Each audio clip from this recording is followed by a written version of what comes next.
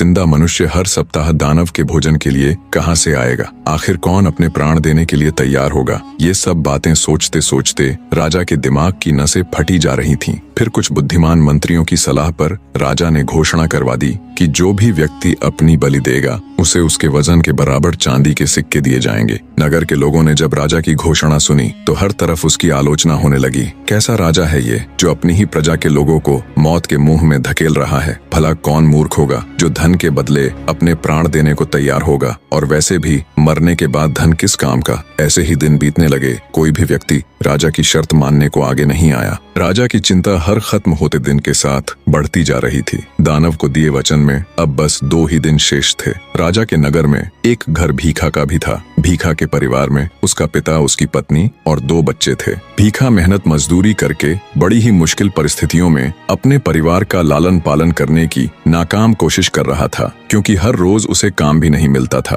परिवार की स्थिति इतनी दयनीय थी कि जिस दिन भीखा को काम नहीं मिलता उस दिन परिवार के सदस्यों को भूखा ही सोना पड़ता। भीखा के बाप ने भीखा को राजा की घोषणा के बारे में बताकर उसे राजा के पास जाने की सलाह दी। पिता के मुख से ऐसी बात सुन भीखा का हृदय मारे दुख के छलनी हो गया, पर बेचारा करता भी तो क्या। वो पिता की बात से सहमत हो गया और अत्यंत भारी हृदय से राजा के पास चला जाता है और कहता है, मैं उस दानव के पास जाने के लिए तैयार हूँ। भीखा की बात सुन राजा को कुछ शांति मिली। सिपाहियों की निगरानी में भीखा को दानव के पास जाने के लिए विदा कर दिया जाता है। बेचारा भीखा चलता जाता और सोचता जाता। चलते चलते अचानक वो जोर जोर से हंसने लगा और फिर रोने। फिर कुछ सोचकर वो दृढ़ निश्चय कर उस दानव के पास जाता है। भूख से तिलमिला रहे दानव ने उसे देखा तो तुरंत उस पर झपट पड़ा, पर दानव जब उस पर झपटा तो वो फुर्ती से एक और हट गया और मौका देख निगरानी के लिए आए हुए एक सैनिक के भाले को ले तेजी से उस दानव के ऊपर वार किया।